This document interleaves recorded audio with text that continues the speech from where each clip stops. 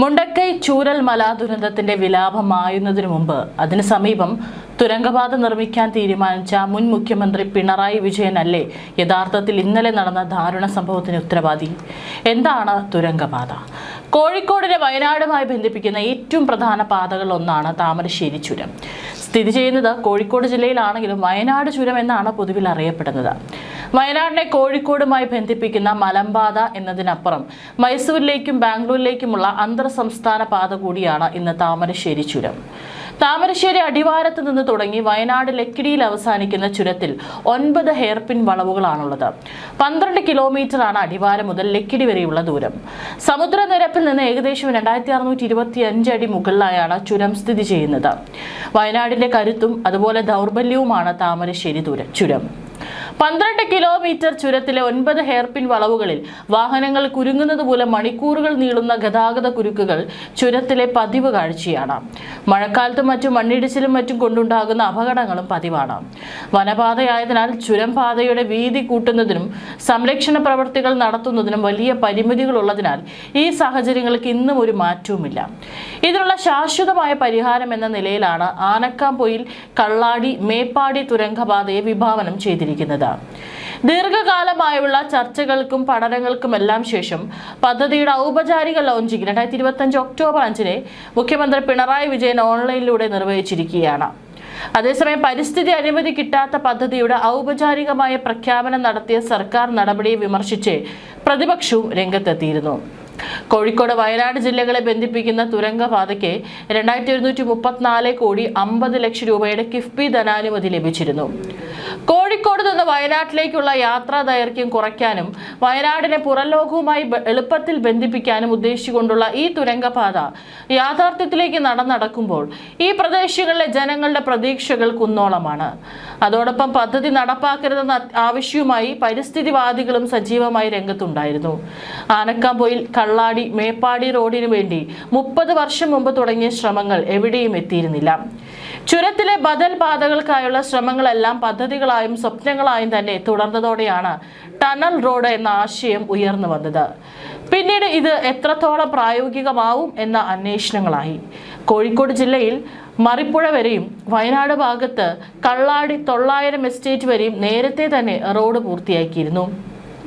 മറിപ്പുഴ മുതൽ തുരങ്കം തുടങ്ങുന്ന സ്വർഗംകുന്ന് വരെ പഴയ റോഡുണ്ട്. എന്നാൽ മറിപ്പുഴയിൽ ഇരുവഴിഞ്ഞിപ്പുഴയ്ക്ക് കുറുകെ പാലം നിർമ്മിക്കേണ്ടതുണ്ട്.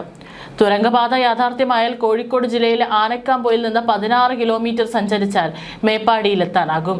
കേവലം ഒരു പാത എന്നതിനപ്പുറം കോഴിക്കോട്, വയനാട്, മലപ്പുറം ജില്ലകളുടെ വികസനത്തിനും ടൂറിസം പദ്ധതികൾക്കും പദ്ധതി ഏറെ നിർണായകമാവുമെന്നാണ് കരുതപ്പെടുന്നത്.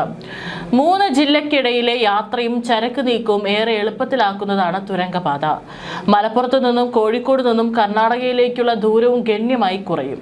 തുരങ്കവുമായി ബന്ധിപ്പിക്കുന്ന അനുബന്ധ റോഡുകളുടെ നവീകരണങ്ങൾ ഇപ്പോൾ നടന്നു വരികയാണ്. സംസ്ഥാനത്തെ ഏറ്റവും വലിയ തുരങ്കപാതയുടെ നിർമ്മാണം സർക്കാർ ഏൽപ്പിച്ചിരിക്കുന്നത് കൊങ്കൺ റെയിൽവേ കോർപ്പറേഷന് തന്നെയാണ്. വനഭൂമി നഷ്ടപ്പെടുത്താതെയും ഒരു മരം പോലും മുറിക്കാതെയും തുരങ്കപാത യാഥാർത്ഥ്യമാക്കാനാകുമെന്ന് മുൻ സർക്കാരിന്റെ കാലത്ത് പ്രാഥമിക പഠനം നടത്തിയ ടണലിലേക്ക് സർവേ ഏജൻസിയായ റൂബി സോഫ്റ്റ് കണ്ടെത്തിയിരുന്നു. പിണറായി സർക്കാർ ആദ്യ ബജറ്റിൽ തന്നെ 20 കോടി പ്രാഥമിക നടപടികൾക്ക് അനുവദിച്ചു. പാതയുടെ വിശദ പദ്ധതി രേഖ തയ്യാറാക്കലും നിർമ്മാണവും 2 വർഷം മുമ്പാണ് സർക്കാർ കൊങ്കൺ റെയിൽവേ കോർപ്പറേഷനെ ഏൽപ്പിച്ചത്. അവർ പാതയുടെ അലൈൻമെന്റ് തയ്യാറാക്കി.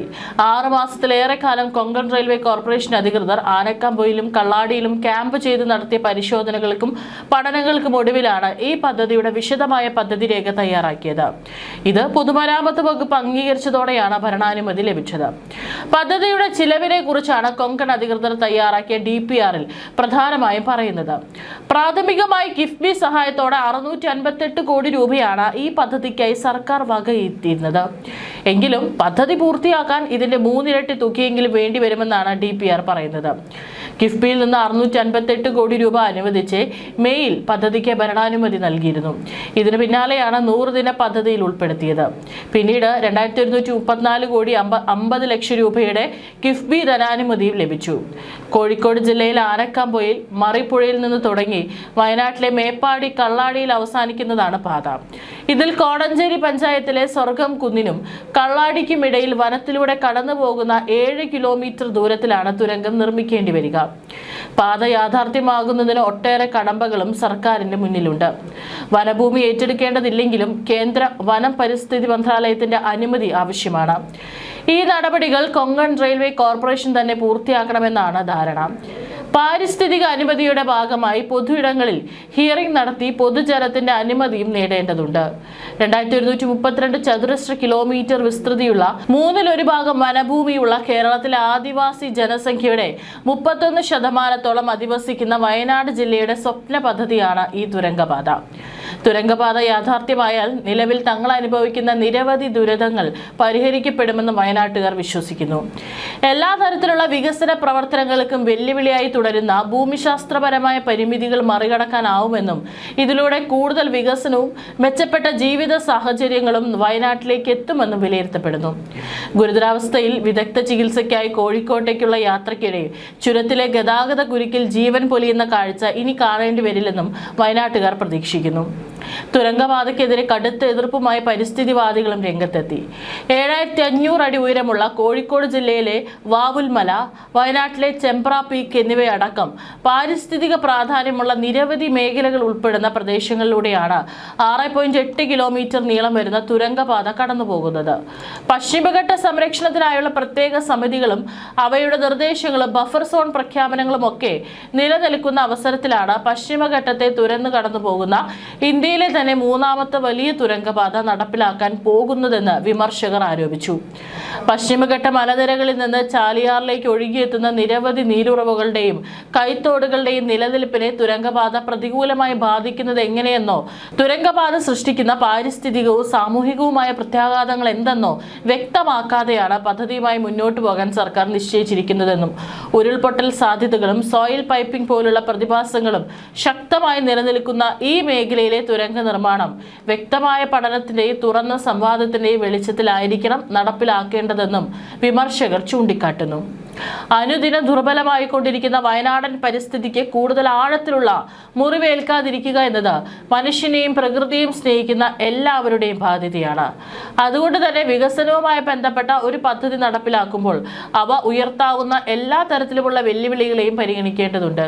ഏകവിളത്തോട്ടങ്ങളും സാമൂഹിക വനവൽക്കരണ പദ്ധതികളിലൂടെ വെച്ച് പിടിപ്പിക്കപ്പെട്ട യൂക്കാലിപ്റ്റ് അക്വേഷ്യ തോട്ടങ്ങളും അനിയന്ത്രിത ക്വാറികളും ചേർന്ന് ഇപ്പോൾ തന്നെ തകർത്തു കഴിഞ്ഞിരിക്കുന്ന വയനാടൻ മണ്ണിലേക്കാണ് തുരങ്കപാതയുടെയും അണക്കെട്ട് ശൃംഖലകളുടെയും രൂപത്തിൽ വികസനം കുതിച്ചെത്തുന്നത്. വികസനത്തിന് തടയിടാൻ ആരെയും അനുവദിക്കില്ല എന്ന് മുഖ്യമന്ത്രി പിണറായി വിജയൻ പദ്ധതി ഉദ്ഘാടന വേളയിൽ തന്നെ വ്യക്തമാക്കിയിരുന്നതാണ്.